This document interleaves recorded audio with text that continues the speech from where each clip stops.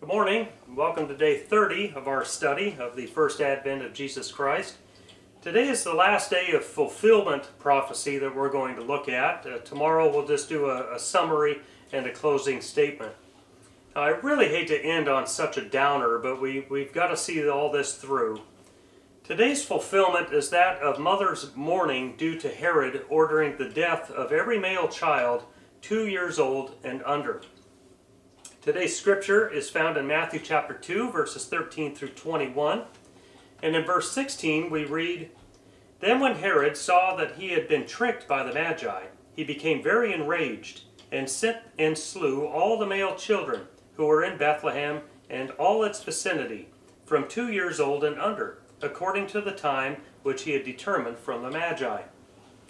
Now Herod's fear of this Jewish king replacing him prompted him to order the death of every male child who might have been born during this prophetic time, who might qualify as the Jewish king. In verses 17 and 18, we read how Herod actually fulfilled Jeremiah's prophecy with his act. It reads, "Then what had been spoken through Jeremiah the prophet was fulfilled. A voice was heard in Ramah, weeping in great mourning, Rachel weeping for her children. And she refused to be comforted because they were no more."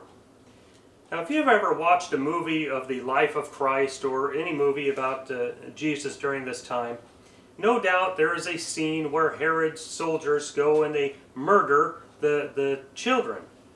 Now, I could not imagine what it must have really been like, and I'm sure all of these mothers truly felt helpless as this difficult prophecy was being fulfilled right before their eyes and at their expense.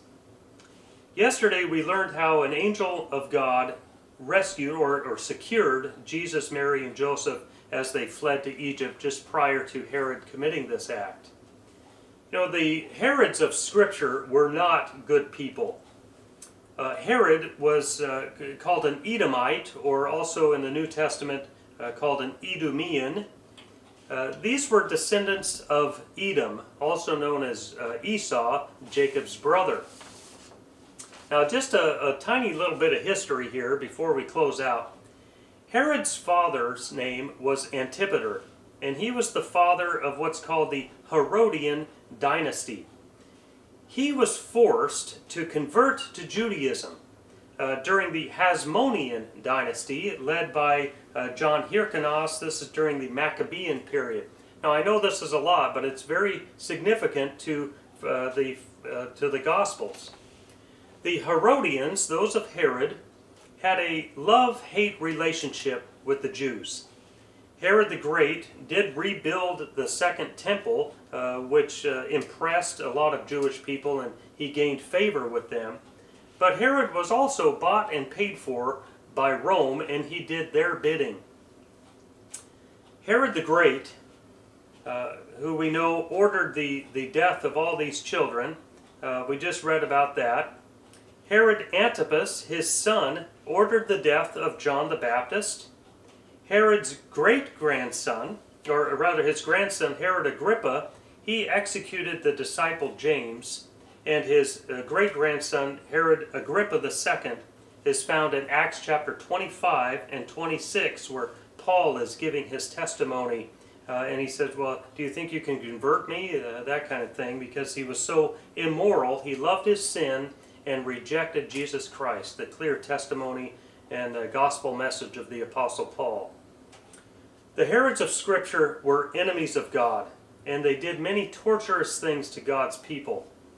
But what ultimate success does evil really have over our lives? Evil has no eternal success if you are a believer in Jesus Christ. It may seem to have temporal success, but it has no ultimate victory. Herod's plan failed, and Jesus Christ, the Christ child, survived. The deaths of John the Baptist and the disciple James, it made their names great in history. We read today that mothers mourned, but we know that the sovereign God can never be defeated. Tonight's reading is Matthew chapter 2, verses 13 through 21. And I also put in here Psalm chapter 2, just to remind us that no matter what tragic event occurs in our lives, God is always in control, and we can take refuge in His Son, Jesus Christ. The hymn for tonight is I Heard the Bells on Christmas Day. So until tomorrow when we do a summary and a closing message, thank you very much for watching, and be blessed.